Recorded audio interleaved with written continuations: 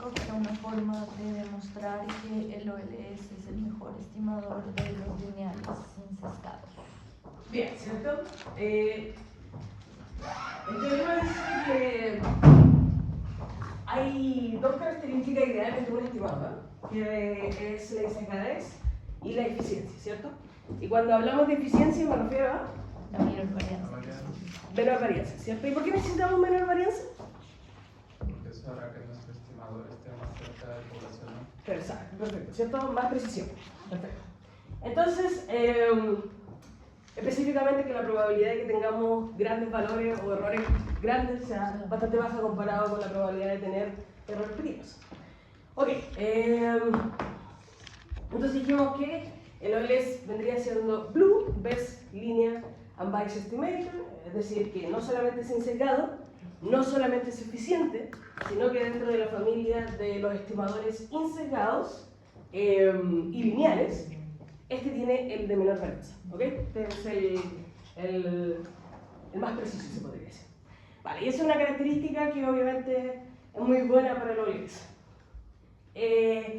¿Cuál era la varianza condicional entre el beta OLS y los residuos? La varianza. Covarianza. Ah, no, covarianza.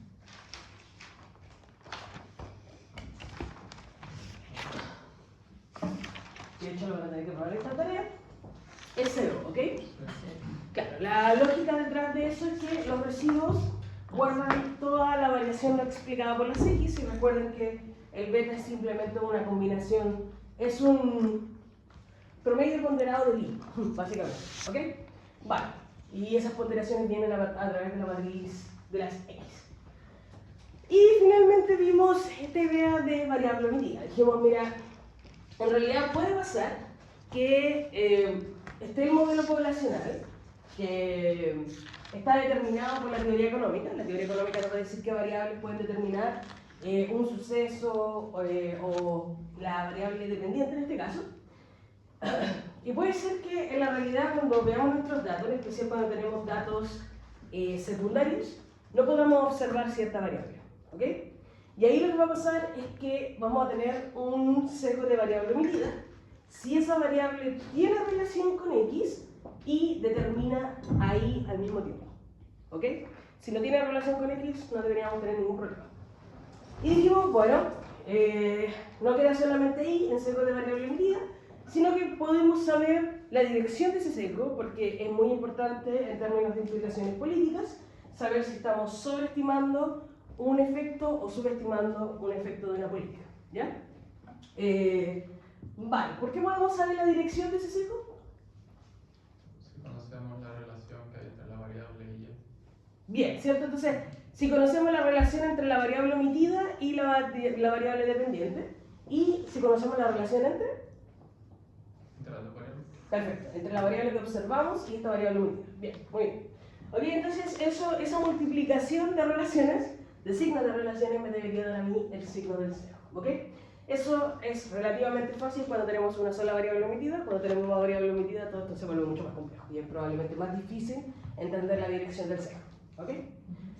Vale, chicos, entonces, ya les dije que vamos a empezar con inferencia, ¿ok?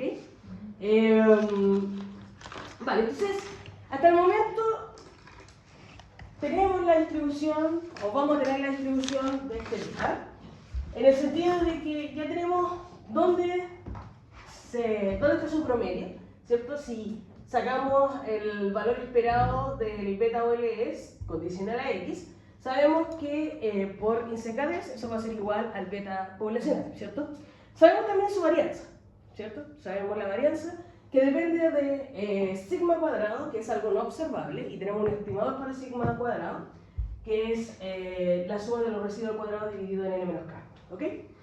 Vale, ahora vamos a ver esta forma, porque puede ser que tengamos la varianza, puede ser que tengamos el beta, pero puede ser que esa distribución sea una binomial, una Bernoulli, una Poisson, lo que sea, ¿cierto? Entonces, ¿qué me da a mí esta forma? Es el quinto supuesto. Y el quinto supuesto tiene que ver con cuál es la distribución de los errores. ¿Ok? ¿Cuál es la distribución de esta variable aleatoria? ¿Perfecto? Entonces, cuando nosotros hablamos de distribución, tenemos que ir un poquito antes y ver a qué me refiero con una distribución, y tiene que ver con probabilidades, ¿no? Vale. Entonces, una de las distribuciones yo creo que más usadas y más comunes es la normal, ¿cierto? La típica campana de Bell es una distribución que tiene características muy ricas, en especial su simetría, ¿ok? El hecho de que sea simétrica a ambos lados del valor esperado o el promedio me sirve a mí para simplificar el cálculo de probabilidades en la CD, ¿ok? Entonces es bastante común, ¿ok? En caso de modelos económicos, hay varias cosas que se distribuyen normal. La inteligencia, por ejemplo, en términos de IQ se distribuye normal, ciertas características fenotípicas se distribuyen normal, y varios factores que son relativos al comportamiento humano. Hay varios factores que no, ¿cierto? Por ejemplo, si nosotros estamos hablando de la probabilidad de evasión de impuestos, esa no es una variable que tome una distribución normal, ¿cierto? ¿Qué tipo de distribución toma? Binomial. Sí, binomial, ¿cierto? 0 y 1, muy bien. Entonces, cuando nosotros estamos hablando de ese tipo de variables, después nos vamos a dar cuenta que vamos a confiar en el teorema del límite central. Entonces acá yo quiero hacer un paralelo. Hoy día lo que vamos a ver es propiedades de muestras finitas, ¿ok? En propiedades de muestras finitas, vamos a necesitar hacer este supuesto, va a ser el A5, para ver la distribución de los errores, ¿ok? Porque en propiedades de muestras finitas, yo necesito hacer este supuesto para poder tener inferencia estadística.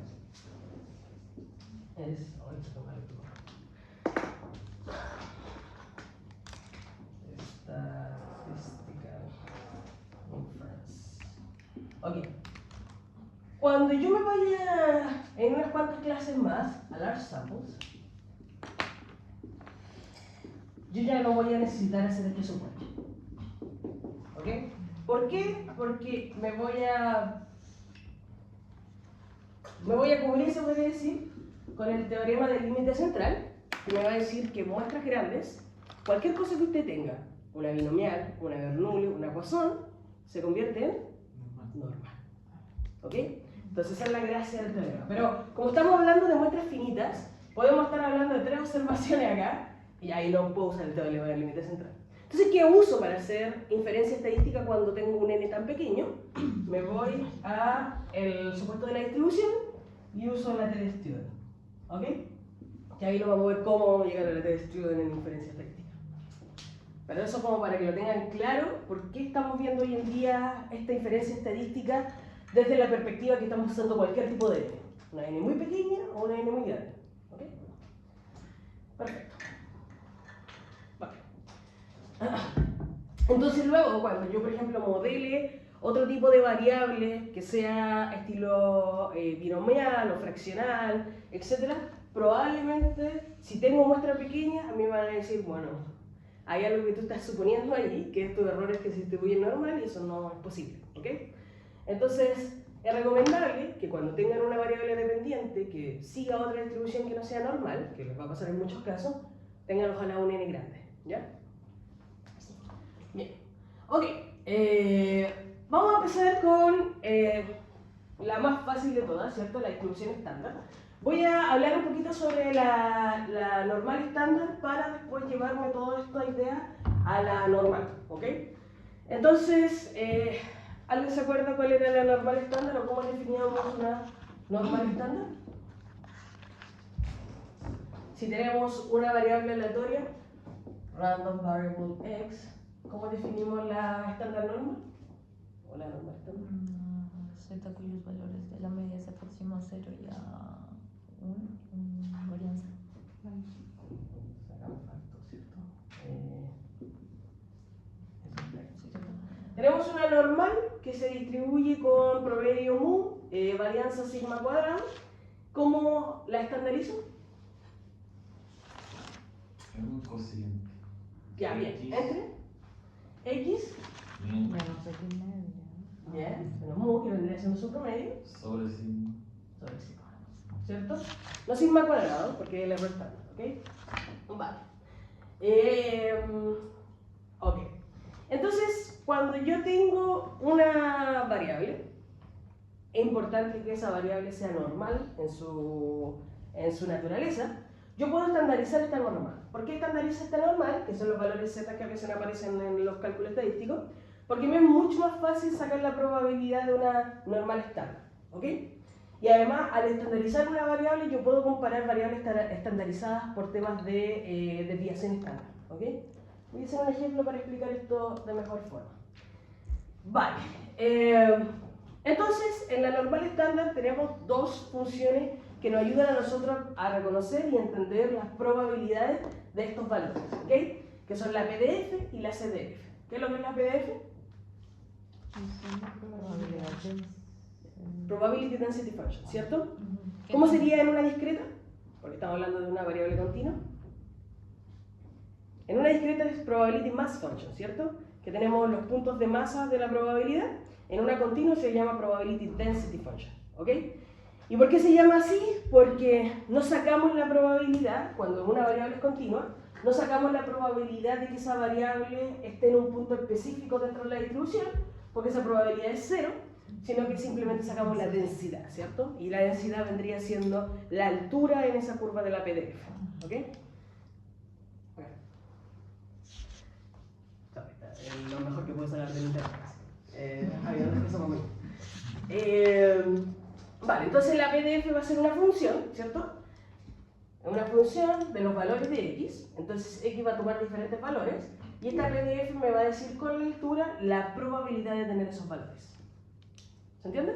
Entonces, en una distribución normal, cuando tengo una distribución normal, la PDF lo que me está diciendo es, esta es la distribución de valores de Z, estandarizados, esta es la PDF que tengo acá. La PDF lo que me está diciendo es básicamente, dependiendo de la altura, cuán denso es la probabilidad de obtener esos valores. Entonces, ¿por qué me llama la atención utilizar una distribución normal? Porque la densidad de probabilidad va a ser mucho mayor cerca de los valores que están cercanos a su promedio, en lugar de valores que están más lejos. Eso es lo que necesito, ¿ok? Vale. Lo que tengo acá.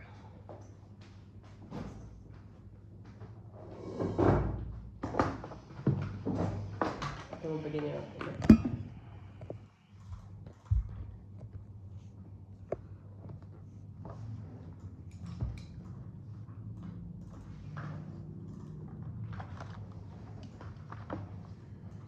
Vale, entonces, acá voy a hacer algo. Voy a generar datos ficticios. Voy a generar 1000 observaciones.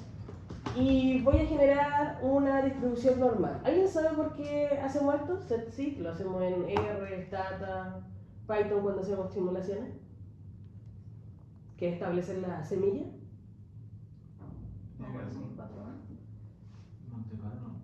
Ya, tiene que ver con Monte Carlo, ¿cierto? Lo que pasa es que acá lo que está haciendo, o lo que le voy a pedir es, genéreme una variable X, o sea, que se llame X, que se distribuya normal, y le doy los dos parámetros que necesita para la normalidad, el promedio y su varianza. ¿Ok? Entonces, lo que está haciendo acá es, perdón, eso ya estoy intentando. Lo que está haciendo acá es tomar cualquier dato, se podría decir, y simularlo en una distribución normal. Si ustedes sacan esto de acá, si por ejemplo acá yo le pongo un asterisco, lo que va a pasar es que cada vez que corran este código les va a generar una nueva X. Es simplemente eso. Como es aleatorio, le va a generar una nueva X. O sea, cuando yo genere una semilla, eso implica que lo va a tomar desde esa semilla, o lo va a tomar las simulaciones desde esa semilla, y yo voy a poder repetir esto las veces que quiera y me va a salir los mismos resultados. ¿Ok? Entonces en simulación ustedes generan una semilla para poder repetir los resultados que les dé de nuevo.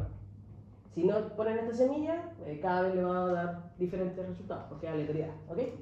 Vale, entonces si yo corro esto, y luego me voy a un histograma de frecuencia de las X, Luego voy a tener esto de acá, ¿cierto? Entonces, él me crea una X que va a ser una variable ficticia que va a tomar distintos valores, ¿cierto? Pero acá le pido que el valor que tome sea con media 10 y con una desviación estándar de 2, ¿cierto? Entonces, puedo tener valores más bajos, puedo tener valores más altos, pero lo hace aleatorio a partir de lo que le estoy pidiendo, ¿ok? Si yo grafico esos resultados, es probable que los resultados estén muy cerca de 10 porque le estoy diciendo que tome esta distribución normal. ¿Se entiende? Ok, bien. Entonces, lo que yo hago acá es, voy a...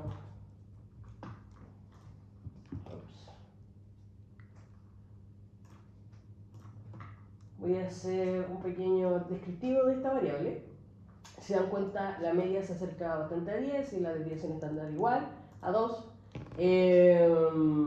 Y claro, los valores están, como esta es la mediana, los valores están bastante cerca del promedio, ¿cierto? Acá le voy a pedir que me saque el escalar de la media y de la desviación estándar y que me genere esta variable estandarizada, ¿ok? Vale, esta vendría siendo z, ¿cierto? Tomamos una variable aleatoria, tomamos una variable aleatoria con mu y sigma, a ver si sigma cuadrado, pero bueno, ahí usamos solamente la desviación estándar. Y ahora la estamos estandarizando, ¿cierto?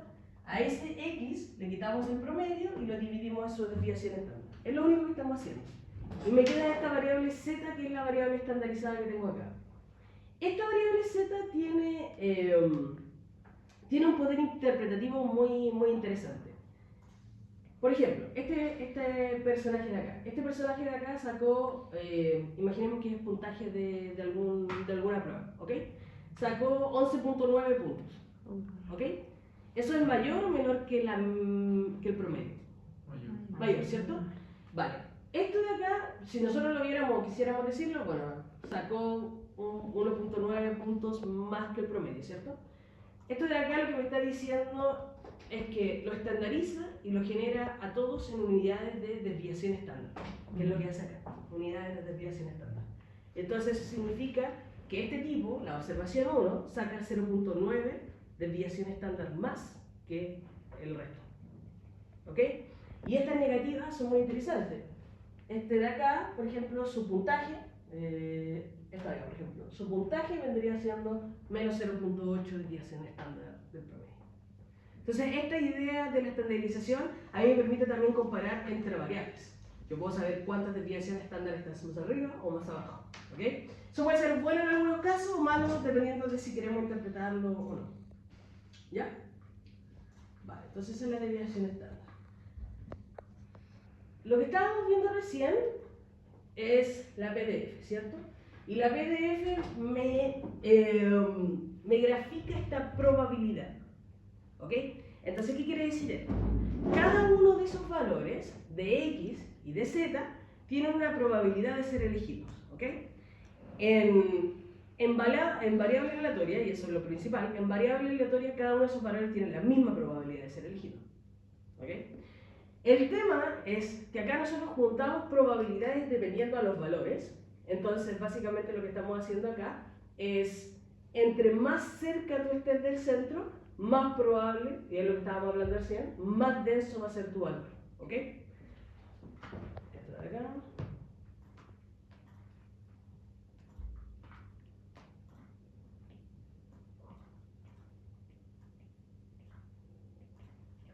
Vale.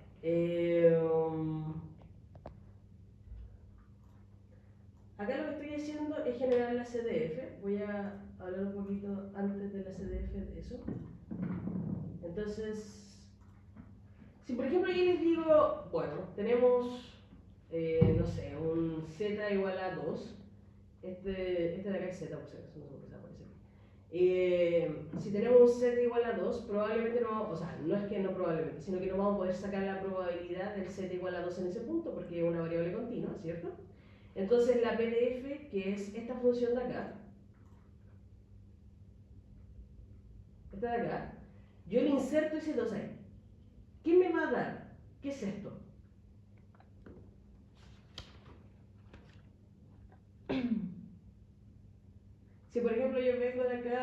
bueno chicos, pongan el z igual a 2 en esta función que tengo acá. ¿En la densidad? Ya, la densidad. ¿Pero qué es eso? ¿Qué es la densidad? Una probabilidad Ya, de que bien. se caiga. Cuando yo hablo de cuán densos son los valores, y eso es muy específico, lo que estoy hablando es, dentro de la PDF, saco algo ínfimo de área. Que de hecho, esa PDF se saca desde una prueba que nosotros usamos, la probabilidad de que el z esté entre un épsilon muy pequeñito y un épsilon muy grande, ¿cierto? Sería épsilon menos épsilon, ¿cierto? La probabilidad de que se z. Entonces, esto de acá es la densidad que vendría siendo esa probabilidad, que va a ser algo muy, muy pequeño. Cuando nosotros tenemos ese tipo de probabilidad, solamente nos está diciendo cuán denso es esa pequeña área que yo tengo ahí, pero dentro de una probabilidad que no es específica para ciertos valores. Simplemente cuán denso en un área que es muy pequeña, en un área de épsilons. ¿Ok? Entonces, ¿qué necesito hacer para sacar una probabilidad específica de que z sea o esté entre ciertos valores? Yo necesito la c de f. ¿Qué voy a hacer con esta función? Esta de acá, la voy a pescar y la voy a integrar. ¿Ok? ¿Qué hago cuando integro? ¿Cuál es la lógica detrás de integrar esa función? Unir esos epsilons para que me dé una... Sacar esos epsilons y poner valores. Eso es lo que estoy haciendo. Entonces pongo cualquier valor, por ejemplo, no sé, acá A, B, ¿cierto? Y saco esa área. Cuando integro, recuerden que lo que hago es sacar el área bajo la curva, ¿ok? Y eso me dice la probabilidad específica de obtener ciertos valores entre esos rangos. ¿Ok? Vale, entonces meto esa formulita que tenía anteriormente acá y la integro. ¿Ok? Y eso me va a decir la probabilidad de una normal. Vale, entonces...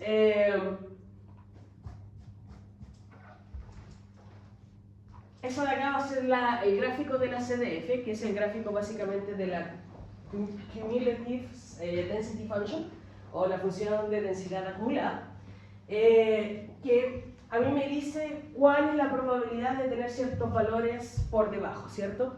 Es decir, pesquen cualquier número, ¿cierto?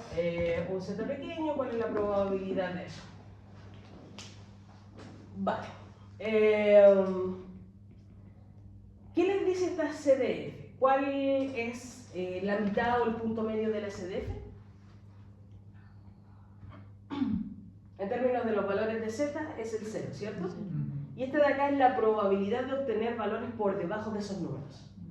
Entonces, ¿qué le está diciendo ese número? En la mitad. Ya, bien. Entonces, por debajo del 0, y esa es la simetría que me da a mí la distribución normal, por debajo del 0 yo debería tener el 50% de los valores. O existe una probabilidad del 50% de encontrar la mitad de los valores por debajo del 0. ¿Ok? Vale. Ok, chicos, entonces esto es simplemente para cuando quieran realizar alguna tipo de probabilidad. Lo que usamos es en Stata usamos la normal. Básicamente eso nos va a decir la probabilidad, o el comando normal, la probabilidad de que el z sea menor o igual que 2. ¿Ok? Entonces lo que estamos haciendo ahí, voy a borrar acá.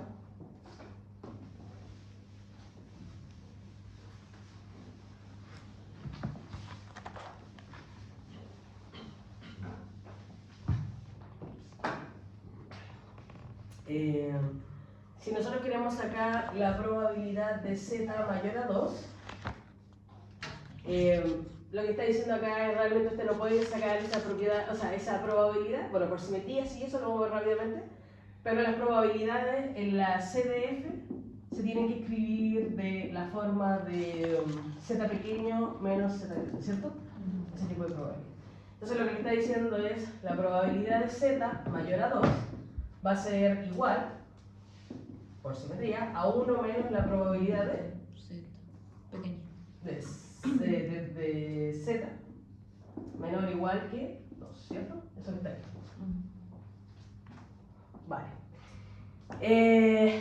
Y Y este de acá lo que le está diciendo es que ustedes también pueden hacer ese tipo de cálculo, que es la probabilidad del valor absoluto de z menor o igual a 1.96, va a ser igual a la probabilidad de que z esté entre menos 1.96 y más 1.96.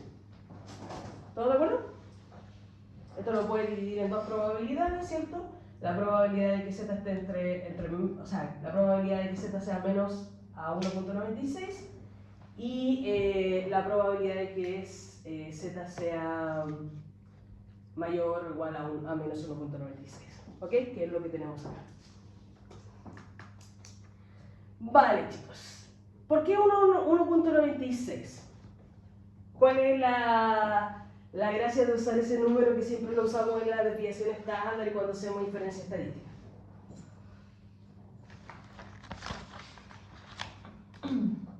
Por teoría, es el número de deseo. Ya, lo que pasa es que cuando nosotros vamos a hacer, y ahora lo vamos a ver, cuando nosotros vamos a hacer inferencia estadística, lo que vamos a hacer es generar una normal estándar, ¿ok? La vamos a dividir por una chi cuadrado, y eso nos va a generar la t de student, ¿ok? Entonces, cuando nosotros vemos el error estándar que está siendo estimado, nosotros decimos, bueno, si ese error estándar es arriba de 1.96, lo que debería ser es que deberíamos estar bien, ¿cierto? ¿Ok? Vale. ¿Por qué se da esto? Porque la probabilidad de que z esté en la distribución, eso es lo que estoy diciendo acá, que z esté en la distribución entre 1.96 y menos 1.96, toda esa densidad, lo que me está diciendo es que en una estándar, 95% de los valores están dentro de esta distribución. ¿Ok? Entonces, con 95% de confianza estoy diciendo que esos valores van a estar dentro de esta distribución y que no me estoy alejando, no tengo un error muy grande. Estadístico. ¿Ese es el que se busca en una tabla? Claro, exacto. Ah, ok. Perfecto. Ok. Entonces, por eso buscamos el 1.96, porque justamente es en ese rango que el 95% de los valores están dentro de ese rango. ¿Ok? Vale. Ok. Después pasamos a la distribución normal. La distribución normal, como ya vieron recién en los datos, simplemente es una variable aleatoria que tiene un promedio que está dado por dos parámetros, un promedio y la varianza. Y cuando nosotros sacamos la raíz cuadrada de la varianza, vamos a tener ¿cómo se llama? El error estándar, ¿ok?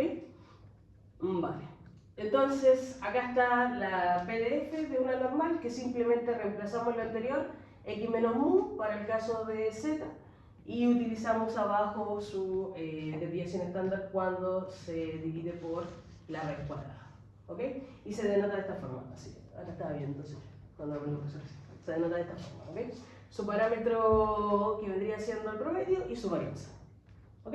Esos son los dos parámetros que deberíamos tener siempre en una normal para establecer o ver la forma o los momentos de esa normal. ¿Ok?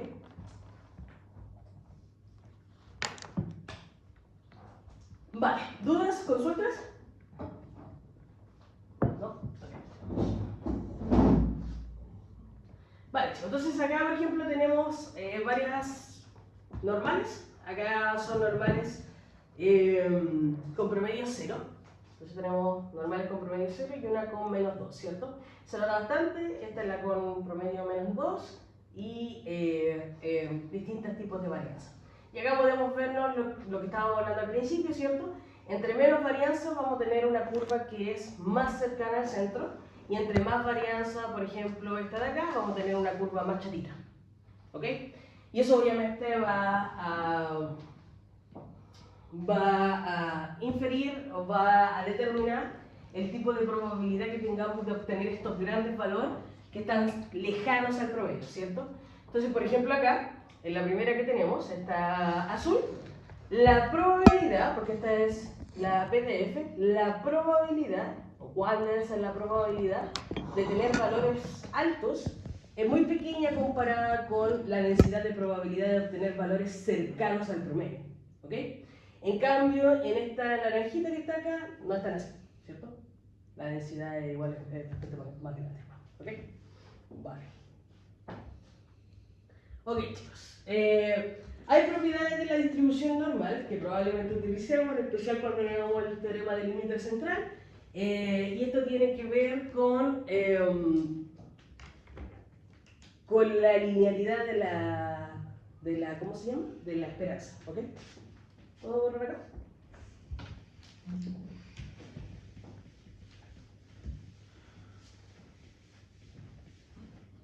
Vale.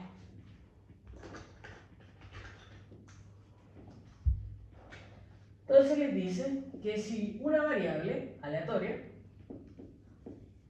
¿por qué pongo variable aleatoria? ¿Qué pasa si no pusiera variable aleatoria ahí? ¿Qué podría ser? ¿Sería un escalar o no? Podría ser una constante, ¿cierto? Y la constante no tiene ese tipo de distribución. Bien. Ok, una variable aleatoria, dado por sus dos parámetros, mu, promedio y sigma cuadrado su varianza, y dice que A y B son constantes.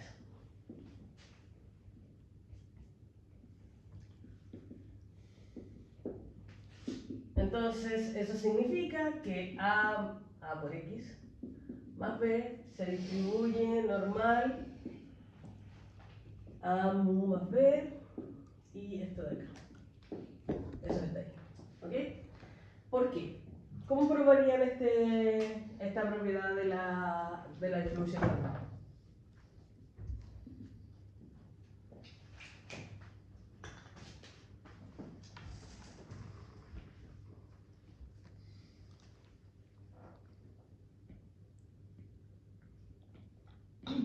¿Qué tendría que hacer?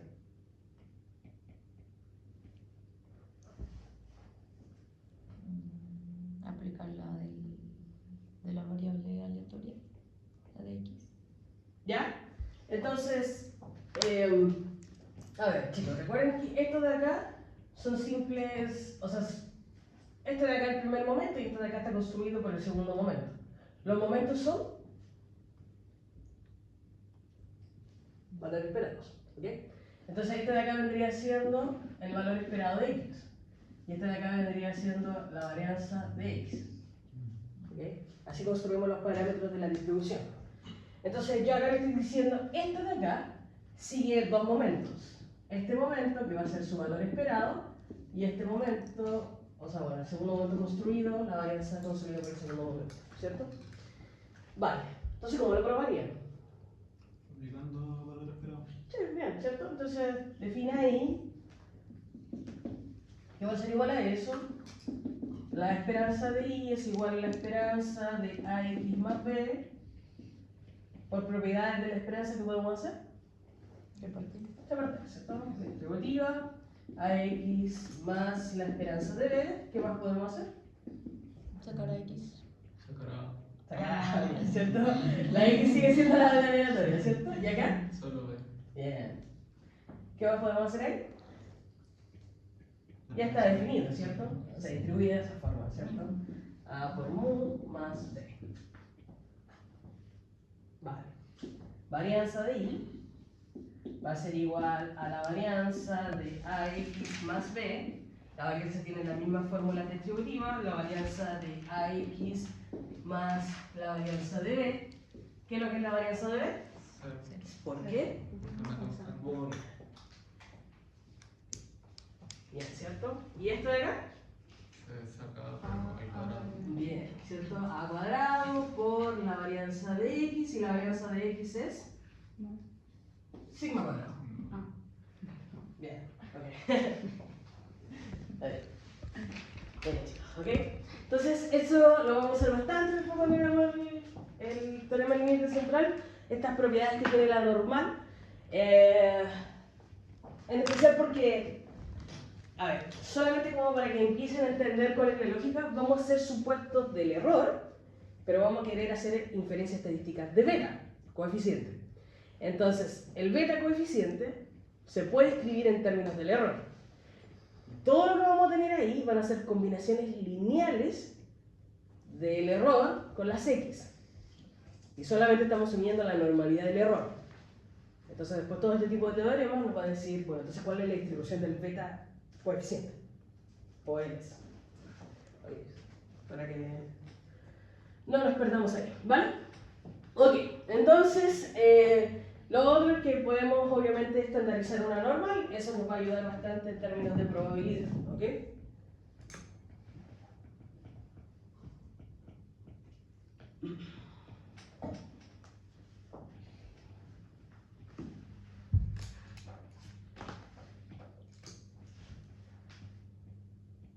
Vale, entonces acá lo único que estoy diciendo es que si tengo una normal, Z se va a distribuir normal 0.1. Esa es la gracia que tengo al final del día de estandarizar una variable, ¿ok?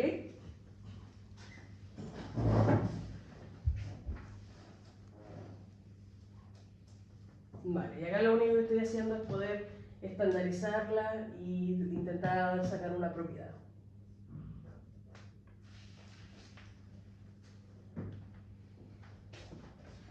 ¿Puedo borrar aquí?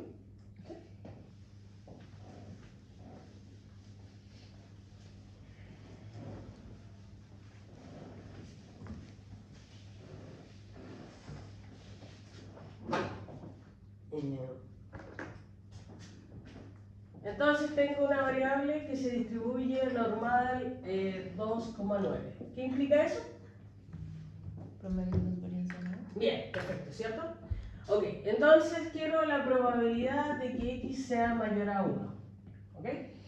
Lo único que estoy haciendo acá es poder estandarizar esa variable, ¿cierto? La probabilidad de que x menos su promedio, ¿cierto? Estoy convirtiendo esto en una z, básicamente. X menos su promedio, ¿qué sería? 2. Dividido en... 3. ¿Por qué 3 y no 9? Porque La red cuadrada. Bien, bien, muy bien, ¿cierto?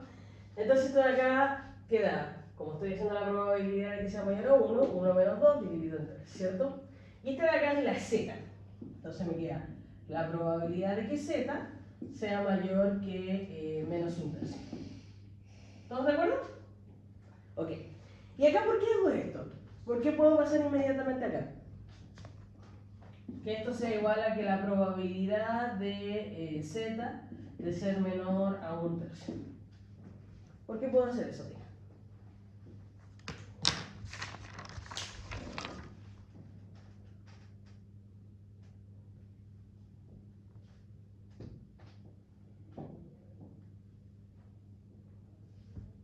Por simetría, ¿no?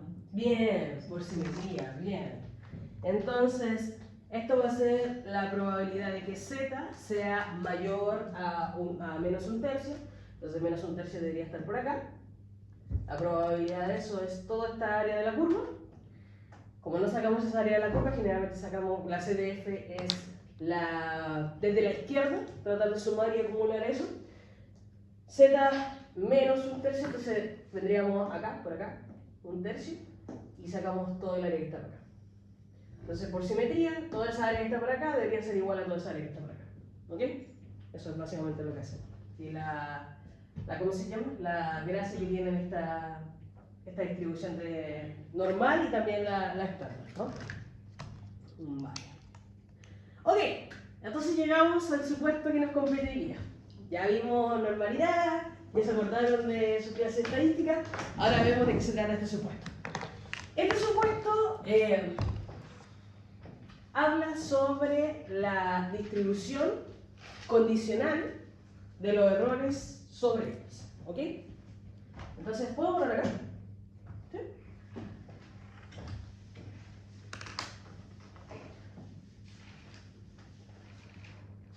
Y va a ser el último supuesto de los clásicos.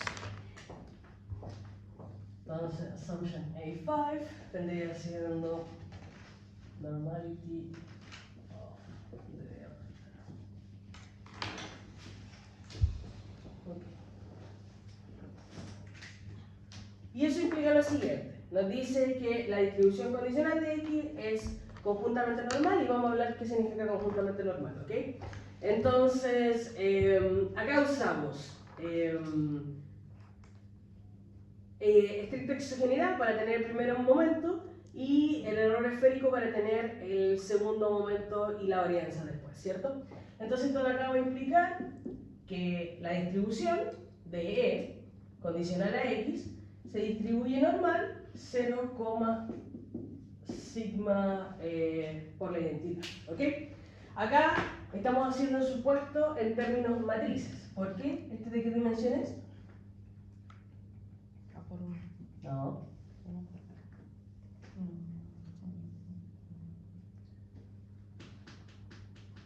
N por uno. N por 1, ¿cierto? N por 1, no se olviden de eso. ¿Ok? Vale. Y bueno, los momentos simplemente los sacamos, ¿cierto? Recuerden que el primer momento se da por estricta exogeneidad, por eso dice ahí, que vendría siendo 0, ¿cierto? Y el segundo momento se da por el error esférico, que vendría siendo E. ¿Qué más? En términos matriciales, ¿cómo ponemos la...? Esta es A2, en términos matriciales A4.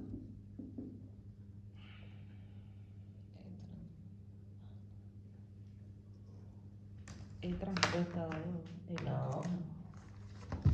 E por E transpuesta. ¿Ok? Ajá. Dado X. Recuerden, chicos, que esto tiene que ser al final del día una matriz de n por n. ¿Ok? Eso va a ser igual a 0.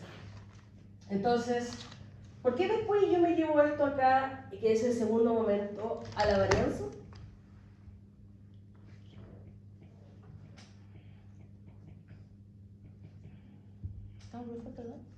¿Por qué después yo digo, mira, esto de acá es igual a la varianza? Pues la varianza no es eso, ¿cierto? Me falta. Por la matriz de Covarianza. identidad. Por la, Perdón, por la... sí. por la matriz de varianza covarianza. Claro, la matriz de varianza-covarianza, yo estoy diciendo que es el segundo supuesto, ¿cierto? El error esférico va a ser igual a la matriz de varianza-covarianza de I. ¿Por qué? Eso solamente sucede en este caso. ¿Por qué?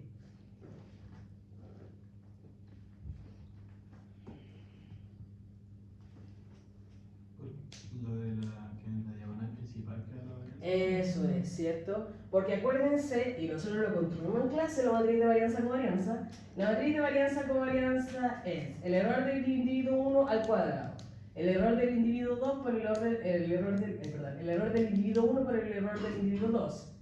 El del 1 por el 3 hasta el del 1 por el de n, ¿cierto? Y luego esto de acá vendría siendo el 2 por el 1, el 2 al cuadrado, el 2 por el 3, y así el 2 por el n, y acá tenemos un montón de cosas, ¿cierto? Y acá vendría siendo n4. Ok, nosotros sacamos, de hecho probamos, que cada uno de estos es 0, ¿cierto? Que no es que la multiplicación sea 0, sino que la esperanza de EI por EJ dado X es igual a 0. Y eso viene de supuesto cuadro, de hecho. ¿Ok? Entonces, mi matriz de varianza-covarianza, que va a ser la esperanza de toda esta cosa, va a ser solamente, como dice Jorge, los elementos diagonales. Que no es nada más y nada menos que esto. Porque lo asumimos como constante. Vale. Entonces, esto me está diciendo esto de acá está mal, ¿no? Esto de acá me está diciendo ¿cómo se llama? Este supuesto, ¿ok?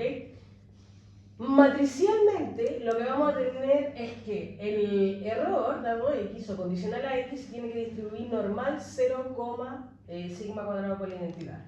¿Ese 0 qué es lo que es? ¿Ya? Sí, pero es una escalar, una matriz.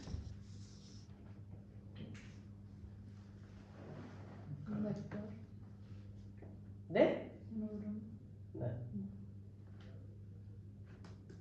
1 por n. Al revés. N por n. Bien. Ok. Vale, chicos. ¿Y esto de acá qué es lo que es? ¿Conjuntamente? Sigma cuadrado. Sí. Ya, pero ¿qué es lo que es? Un vector, una escalar. Conjuntamente multiplicado por la matriz de Una identidad. matriz. Ya, una matriz, lo está diciendo, ¿cierto? ¿Ve? N por N. En donde en su diagonal tiene todas esas sigmas. ¿Ok? Vale. Ok, chicos. Vale.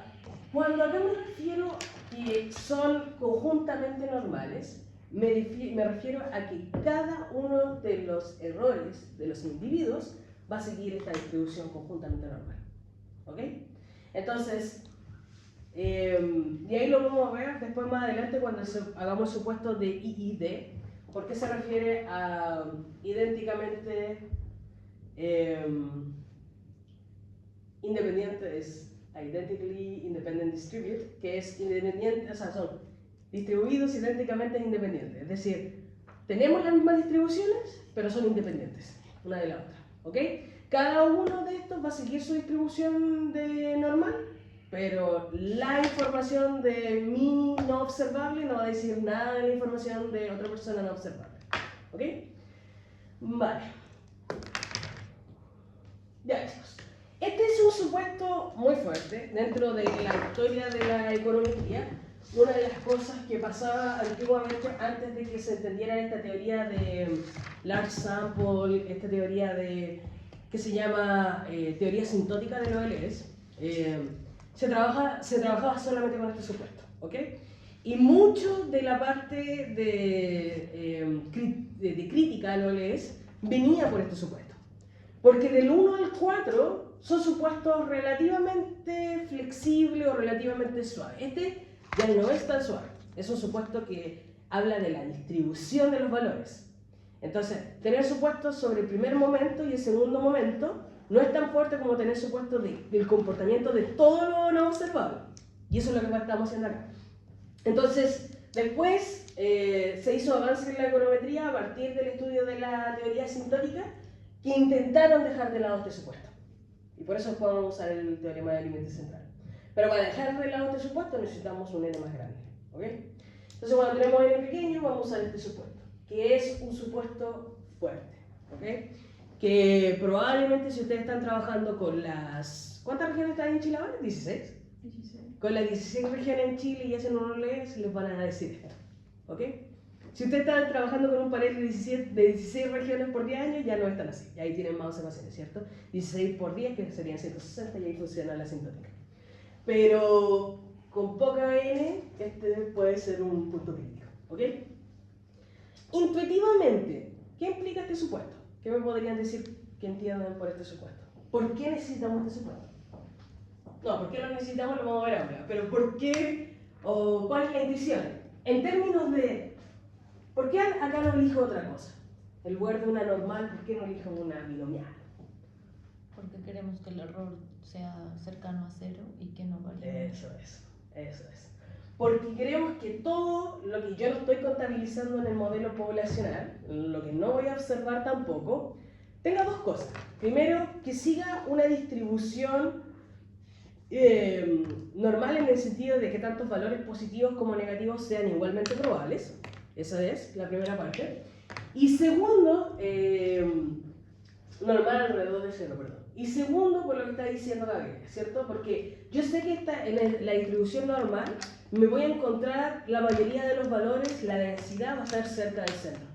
Por lo tanto, la probabilidad de encontrar errores muy grandes, muy alejados de lo que quiero explicar, va a ser relativamente poco. ¿Ok? Por eso asumo eso. Y por eso es tan fuerte este supuesto. ¿Ok? Vale. De aquí vienen dos implicaciones. ¿Puedo poner acá?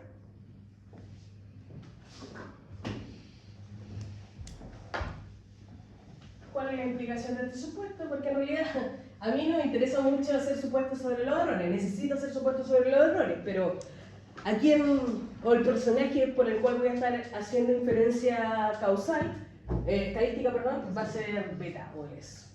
¿Ok? Ese es el personaje que voy a decir. Bueno, cuán cerca o lejos va a estar de mi parámetro poblacional, etc. Y para eso voy a definir o voy a tener esta implicación, ¿cierto?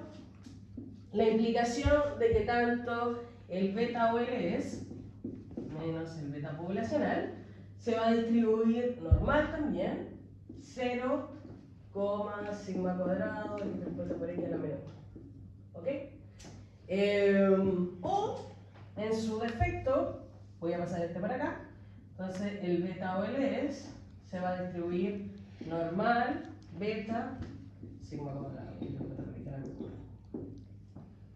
¿Por qué? ¿Por qué puedo hacer eso? ¿Cómo creen ustedes que...? No, primero veamos este personaje. ¿Por qué me interesa tanto la diferencia entre el beta OLS y el parámetro? ¿Qué me está diciendo eso? El error. Bien.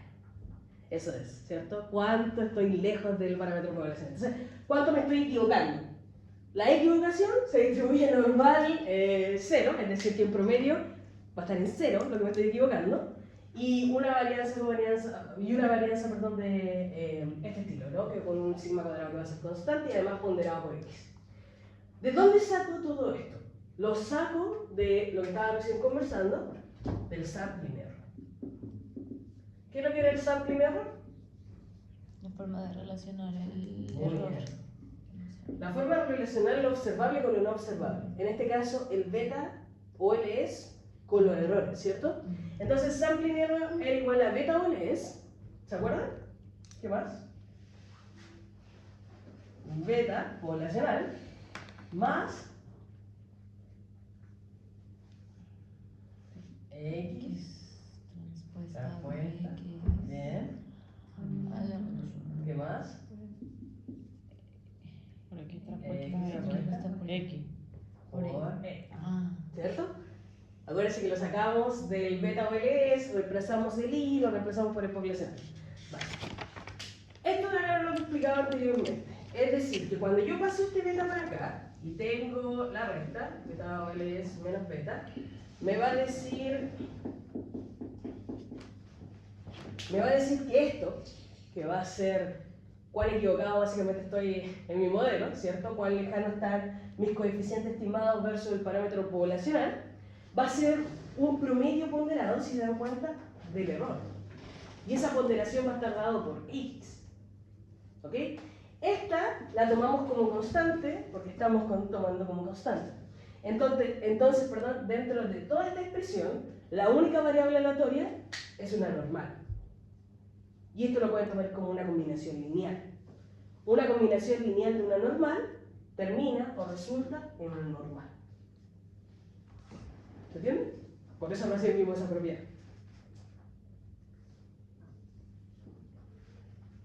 Vale. Y acá lo vimos que cuando nosotros sacamos por insensatez, vimos que esto era igual a 0, ¿cierto? Y por la varianza vimos que esto igual a 0. Ya probamos esas dos cosas. Probamos otros momentos.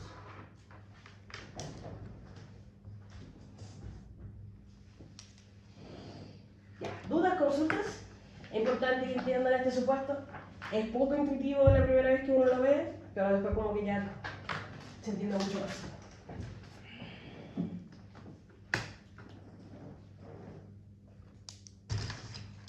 Vale. Ok, entonces ya tenemos todo. Tenemos primer momento, la varianza, su distribución. Y ahora ya podemos empezar a hacer test de hipótesis. ¿Ok?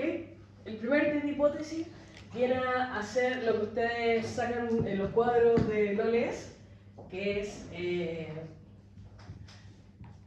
básicamente esta idea de testear un solo coeficiente, ¿no? Vale, entonces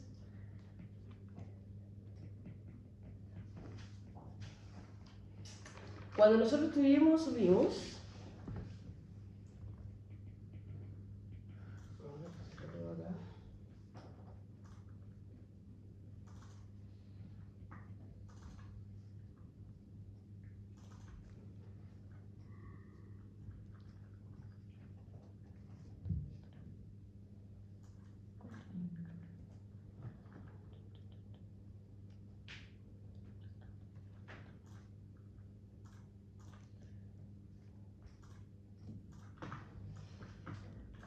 vimos el paper de Sigmoblin, vimos estas cositas de acá, ¿cierto?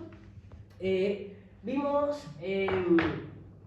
la regresión, y esto es básicamente el cuadro que nos da esta, ¿cierto? Esto es lo que vamos, o lo que estamos tratando de ver ahora. Al principio nos nos concentramos en el álgebra lineal y en las propiedades algebraicas del OLS. Eso nos daba el coeficiente, estas sumas son todo lo que vimos, los grados de libertad, ¿cierto? La suma de cómo se llaman los residuos, etc. El R cuadrado también es parte de esas propiedades algebraicas. Ahora lo que estamos viendo es concentrarnos en la parte de inferencia, ¿ok?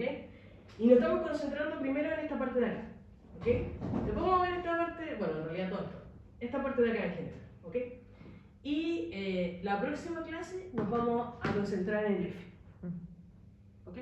Entonces, esta parte de acá es testeo de hipótesis individual de los coeficientes. Yo acá estoy testeando este coeficiente. Y este F es testeo conjunto de hipótesis. ¿Ok? Entonces, primero nos vamos a concentrar en la primera. Vale, entonces, acá lo que voy a hacer ahora en lo que me queda de la clase es explicar este T, que viene a partir de este error estándar estimado. ¿Ok? Y que obviamente me va a generar el p-valor y todo el intervalo de confianza. El T es el principal, o el valor crítico dentro de todo esto. ¿Ok? Este T de acá lo hace a partir de un contraste de hipótesis. ¿Ok? Entonces yo construyo este T a partir de la idea de decir, bueno, este coeficiente que estoy estimando, menos 0.07, es un número, ¿cierto? Menos 0.7. Si lo pongo en una distribución, yo puedo saber si ese número es estadísticamente diferente de 0 o no estadísticamente diferente de 0. Eso es lo que voy a testear. La pregunta no es si este número es 0. La hipótesis es estadísticamente diferente de 0. ¿Ok? Y yo estoy viendo que no es 0. Pero esa es la pregunta. ¿Ok? Y esa estadística diferente, esa parte que nosotros decimos, tiene que ver con su error estándar. Con cuán lejos está. ¿Ok? Vale, perfecto. Eso era, solamente quería verlo como primero el número para que entiendan la idea de lo que vamos a hacer ahora, que es un poco más abstracto.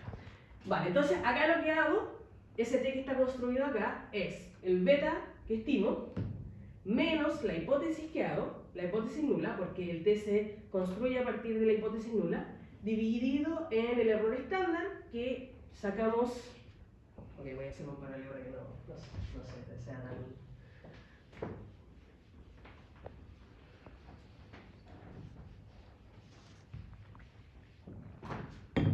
Vale.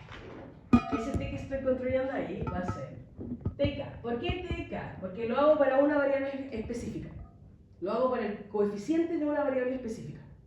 En este caso, no me acuerdo cuál era la regresión, pero debería ser para la población, ¿cierto? Porque era la población en la riqueza.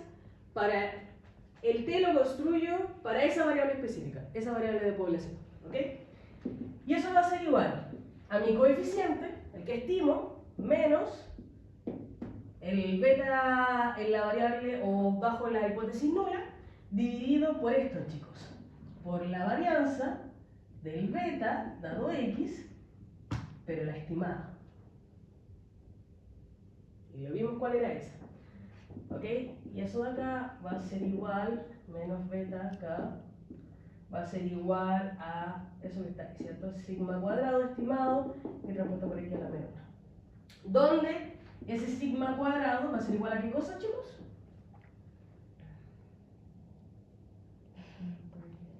Probamos sin secar en la clase pasada.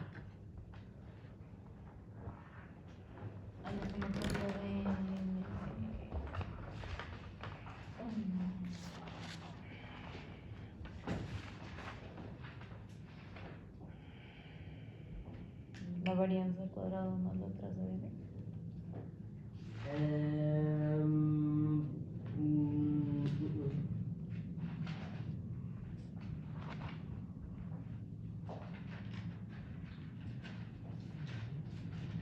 La transpuesta del error estimado por el error estimado entre n menos k. Eso es, ¿cierto?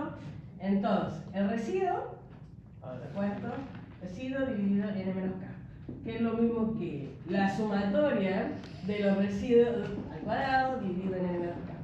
¿Ok? Eso es lo grado de libertad. ¿Vale? Ok, eso es. Entonces, este T lo estamos construyendo a partir de eso de ahí. ¿Vale? Importante. Acá lo que estoy haciendo es, tal como dice, lo construyo bajo la hipótesis nula. ¿Ok? Y la hipótesis nula va a ser igual esa parte de ahí, a que el beta sea igual a ese beta poblacional que yo quiero observar, ¿ok? O que yo estoy testeando, ¿ok? La hipótesis alternativa, por lo tanto, va a ser No son iguales. tal cual. Siempre tengan en cuenta eso, ¿vale?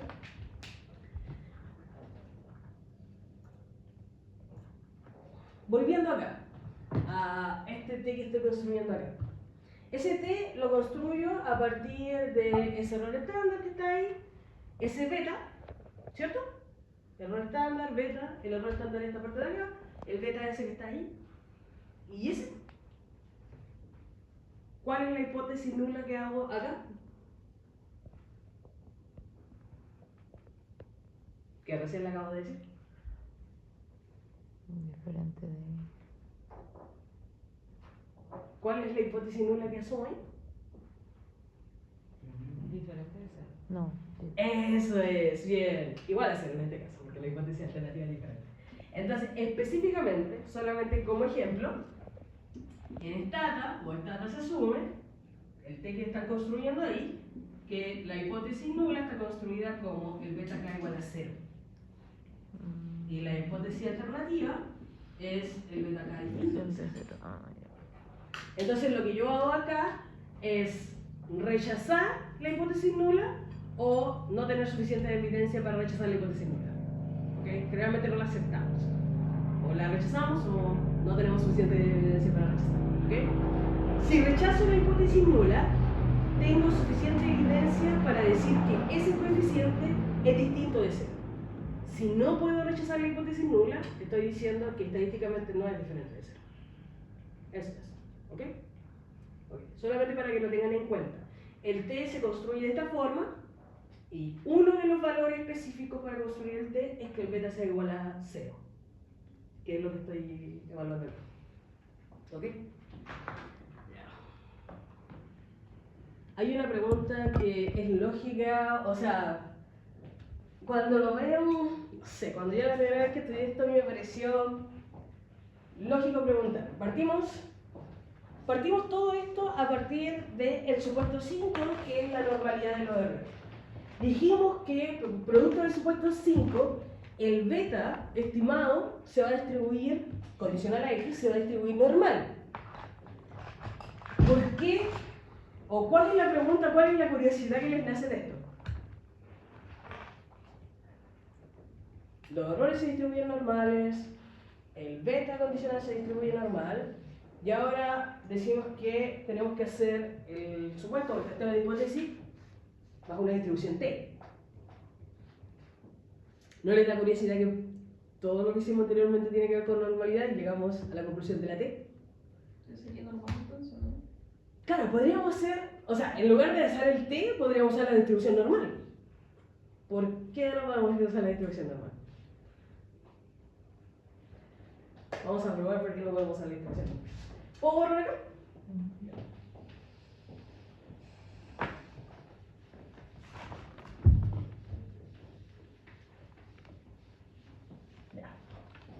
Porque, perdón, profe, porque no sé si solo mencionaste una combinación lineal de la normal es una normal. O sea, sería que el resultado de ahí también se distribuiría así.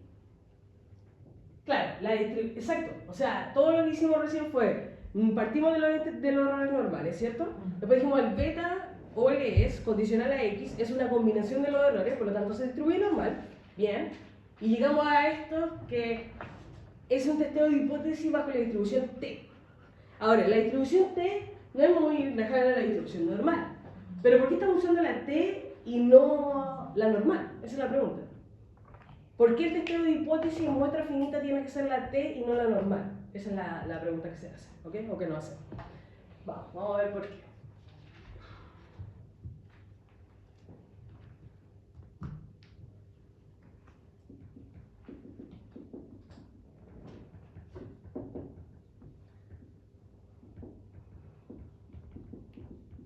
Vamos a ver la distribución de la T. ¿Eso tiene que ver con la varianza? Sí, efectivamente. ¿Ok? Vale.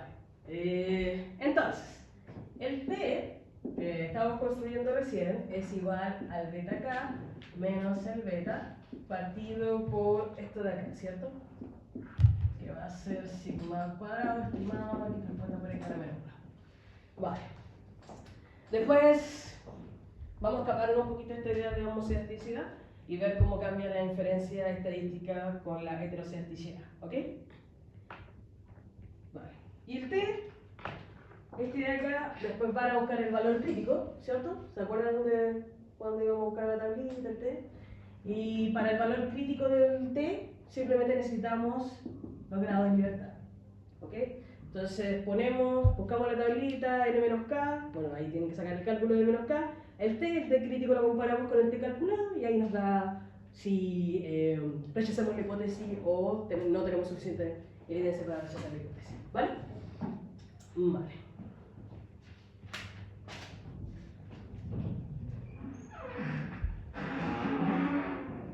Entonces, vamos a demostrar primero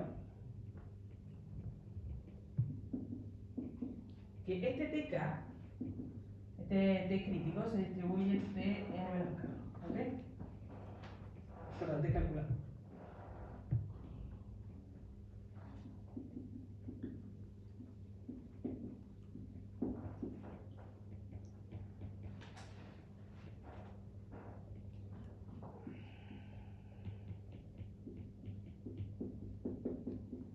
Ok. Lo primero que voy a hacer acá es un pequeño truco que voy a multiplicar por el error estándar, que no observo, que está dado por el sigma cuadrado. ¿Ok? Y es un 1 básicamente, porque es un 1 por lo cual estoy multiplicando, así que no tiene nada de malo acerca. Vale, y acá voy a hacer un pequeño movimiento, lo voy a poner acá, donde este TK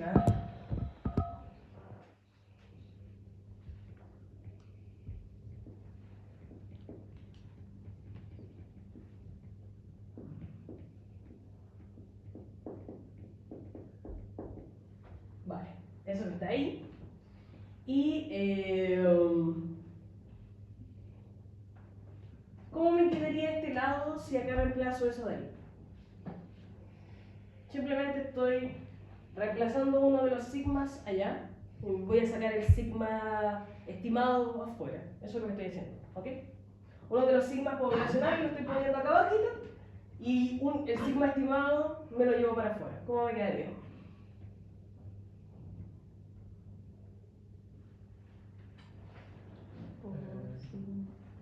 ¿Qué me queda acá? Sigma cuadrado Dividido en entre raíz del sigma estimado. Bien, eso que está aquí. Vale, chicos. Y esto de acá, yo lo puedo escribir como beta k menos esto que está acá, el sigma cuadrado x transpuesta por x a la menos 1. Y esto de acá lo voy a dejar todo en una raíz. Y voy a hacer esto de acá. Menos 1/2. ¿Puedo hacer eso? Simplemente lo doy vuelta, cambiar el signo. Muy bien, ok. ¿Todos de acuerdo? ¿Todos de acuerdo? Bien. Y acá es donde viene toda la gracia. Beta acá, menos beta acá. Lo voy a poner todo en fórmula o en fracción para que se entienda muy bien lo que quiero hacer.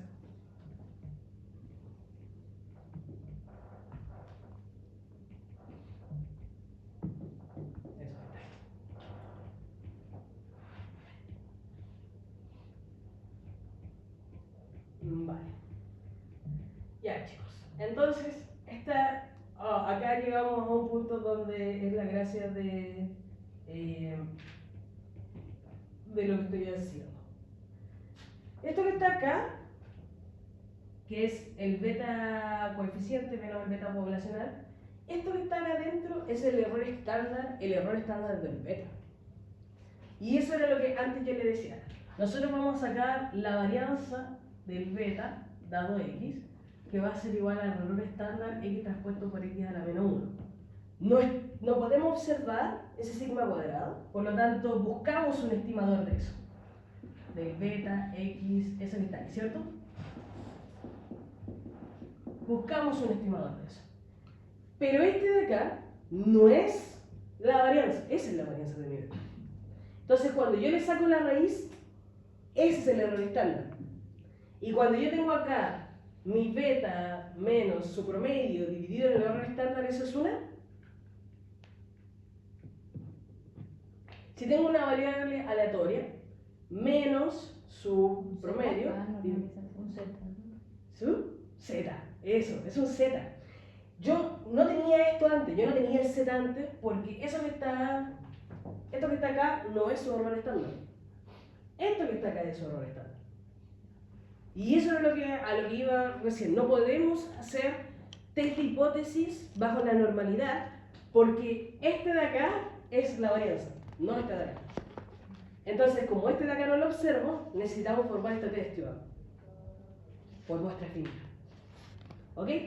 Vale, entonces esto es lo que se distribuye Z, no esto. Ok. Entonces, bueno, tenemos algo que se distribuye Z y hay un teorema que dice, tú tienes, y lo voy a escribir, no se preocupen, tú tienes algo que se distribuye Z, algo que se distribuye chi-square, chi cuadrado, como quieran decirlo, y eso se va a distribuir T. Eso por eso buscamos al final del día la T. ¿Ok? Vale. Voy a seguir demostrando acá. Ustedes me dicen si puedo borrar.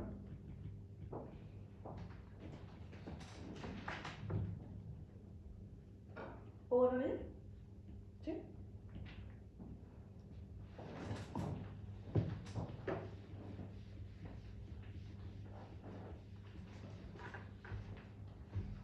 Vale. Entonces, vamos a separar esto acá.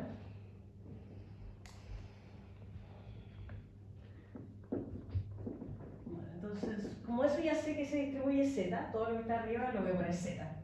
¿Ok? Y lo de abajo lo vamos a escribir de una forma un poquito más diferente, que vendría siendo tratar de desagregar ese sigma cuadrado, que sabemos que es eso, ¿cierto? Dividido en el sigma cuadrado, estimado. N menos K. Muy bien, n menos k. Todo eso dividido en este de acá. ¿Todos de acuerdo? Entonces elevado a medio. Vale.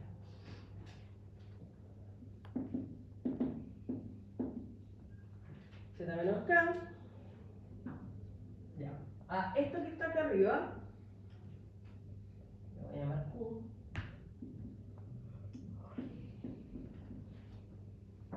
Donde voy a definir Q igual a...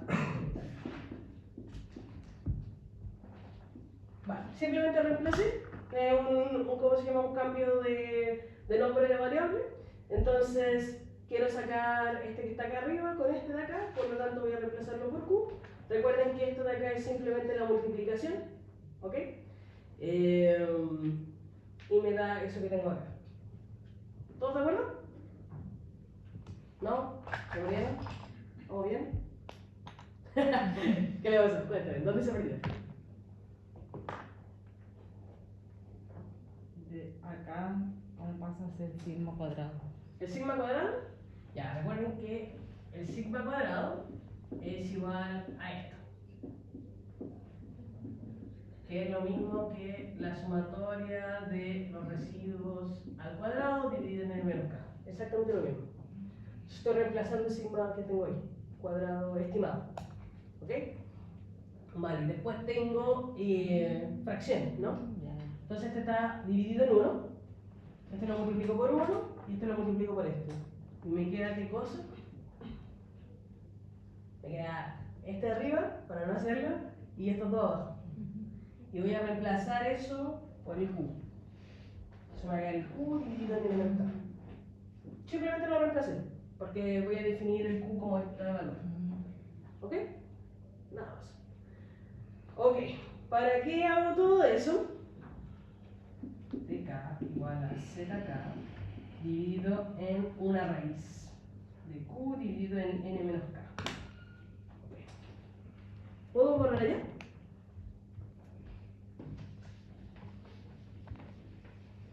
Porque voy a usar un pequeño teorema de distribuciones.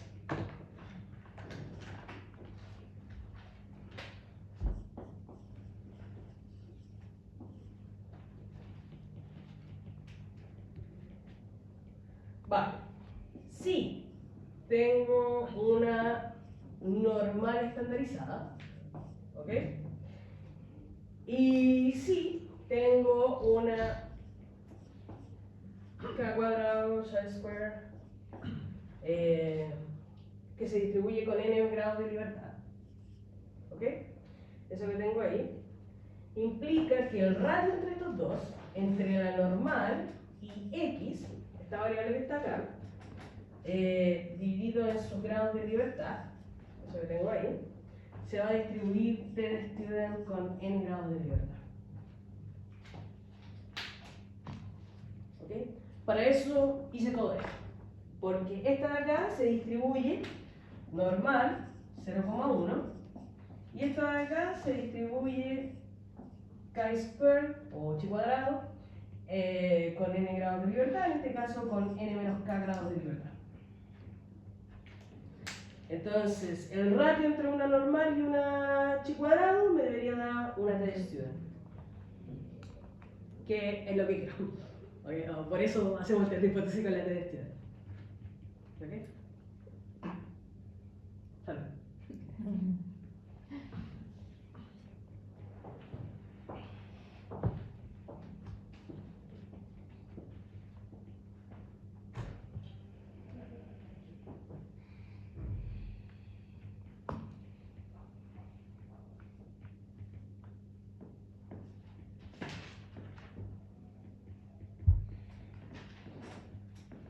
Ya chicos, la de arriba, el z, yo sé que se distribuye normal. Lo sabemos porque, perdón, normal 0,1, lo sabemos porque la estandarización, por los momentos, ¿no? Por el momento del beta coeficiente, lo hemos demostrado una y otra vez, su insegradez y su varianza. La de abajo, tengo que demostrar que es una chi cuadrado.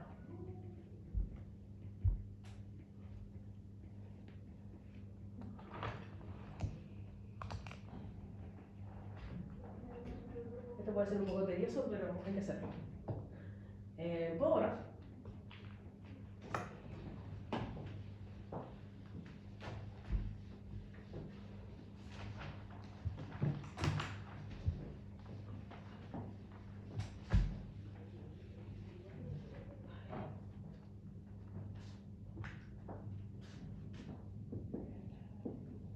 Ok, queremos demostrar que Q se distribuye chi cuadrado con n menos k grados de libertad. ¿Ok? Recuerden que Q es igual a lo que teníamos anteriormente, ¿cierto? Eso que está ahí, o sea, perdón, sin esto, es sigma. Eso que está ahí, que es lo mismo que decir. Vale, lo que voy a intentar hacer acá es lo siguiente.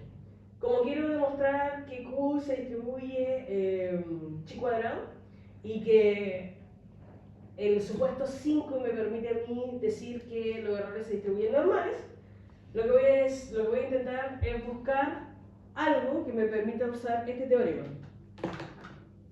Otro teorema más.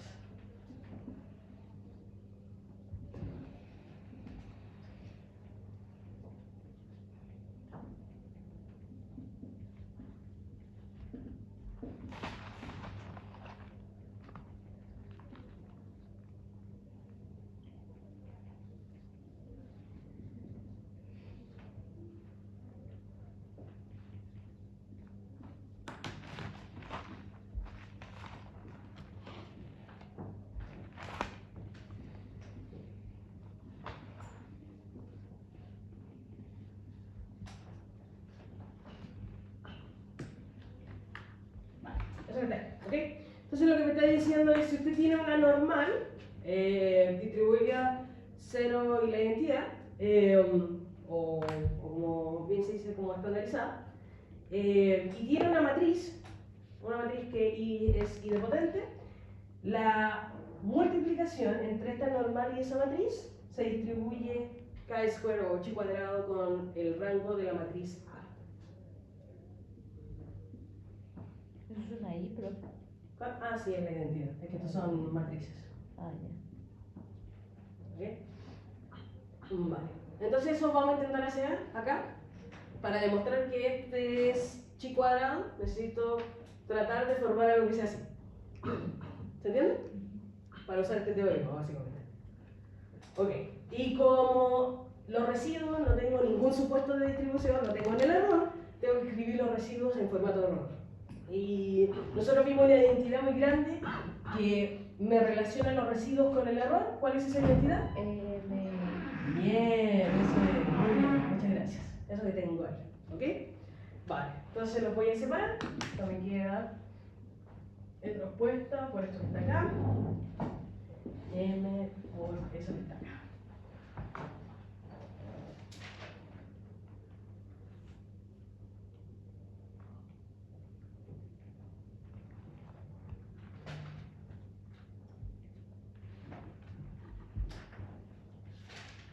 Vale, ¿ok? Ahí vamos a poner una X.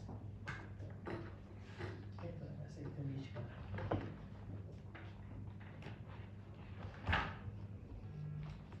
Vale, eso que está ahí se distribuye chi cuadrado. Entonces ya me estoy acercando bastante a lo que quiero. X transpuesta, algo transpuesto, por una matriz idempotente, y por nuevamente el X, ¿no? Eso está aquí. ¿Ok? Entonces, ¿qué tendría que demostrar o qué tendría que asegurarme para saber que esto se distribuye chi cuadrado? Y se de rango. No, el rango después lo pongo, esos son los grados de libertad, Ah. que va a ser el rango de A. Pero ¿qué tendría que...? Porque me falta algo, ¿cierto? Acá están los ingredientes. Si esto es así y si esto es así, yo puedo asumir que esto se distribuye chi cuadrado. Entonces, ya sé que A es idempotente, no lo necesito probar, ya lo probamos. El tema es, ¿qué necesito? ¿Cuál es el otro ingrediente? El error entre el sigma es normal. Eso es, que es normal estándar. Bien, bien. Ok, vamos. Entonces, esto de acá, dado X, se va a distribuir normal 0, la identidad. ¿Por qué? Por el supuesto A5. ¿Ok? ¿Por qué? Porque el supuesto A5 me dice a mí que el error dado X se distribuye normal 0, sigma por la identidad. Lo único que estoy haciendo es sacar sigma de la varianza. Por lo tanto lo saco con la raíz y lo dejo acá. ¿Se entiende? Eso es lo único que estoy haciendo. Esta es una flechita de input. Ok, vale. Entonces tengo efectivamente una normal y hay adentro una matriz idempotente, por lo tanto esto de acá se distribuye chi cuadrado con grados de libertad igual al rank de A, que vendría siendo el rank de M, o el rango de M. Por lo tanto, esto de acá también ya lo sacamos.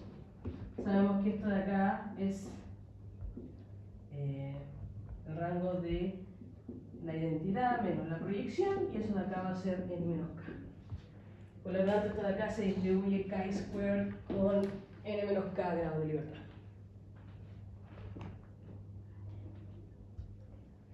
Vale. Ok, chicos, ¿para qué nos sirve todo eso? Para entender que ese valor que estamos sacando ahí se distribuye desde ese estilo.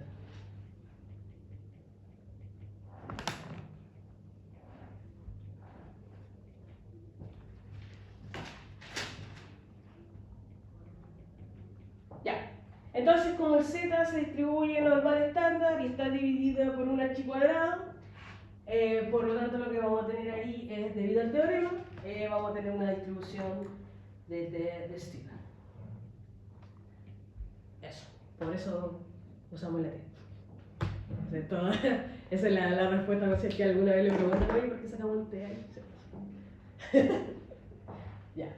Eso. ¿Consultas? ¿Dudas? Vale. Solo para terminar la clase, acá, bueno, lo único que hacemos es testear la hipótesis. En este caso, cuando estamos testeando la hipótesis de un solo coeficiente en esta al menos, se asume que la hipótesis nula, el beta k es igual a 0, ¿ok? Y acá les doy los pasos para que hagan el testeo de hipótesis, que es simplemente construir ese t y ver si está dentro del rango del t crítico, ¿ok? Vale. Entonces, generalmente, para poder, o sea, solamente como regla, ¿no? Para poder rechazar la hipótesis nula de que nuestro coeficiente es estadísticamente diferente de 0, yo voy a querer un t relativamente alto. ¿Ok? Eso es. Vale. Okay. Y acá, obviamente, los pasos para construir el intervalo de confianza, que es lo que vemos ahí, que también se construye con ese t. Y finalmente para construir el p-valor, que es esa probabilidad de que, ¿cómo se llama? De estar cometiendo el error tipo 1, que es haber rechazado la hipótesis nula cuando no se debería haber rechazado, ¿cierto? Es haber dicho que ese efecto es significativo cuando no es verdaderamente significativo. ¿Ok? Vale. Eso. Ok, solamente como... lo último les prometo y me voy. Solamente como thumb rule, regla del dedo, ¿cierto? Como ese beta es 0, ¿cómo se llama? Tenemos el t crítico que es igual al beta menos el beta y el error, o sea, la varianza, ¿cierto? O voy a poner S del beta. Vale, esto de acá, como ese de acá es 0, me queda que el beta, esto de acá, ¿cierto? Eso de ahí. Vale, y ese de acá es el estimado, ¿ok? Entonces, como este de acá estoy asumiendo que es 0, ese t lo construyo simplemente dividiendo el coeficiente por su error estándar. ¿Ok? El valor crítico, como vimos antes, 1.96, por lo tanto, lo que intento hacer acá, para poder, solamente como regla del dedo, tratar que esa división sea mayor que 2.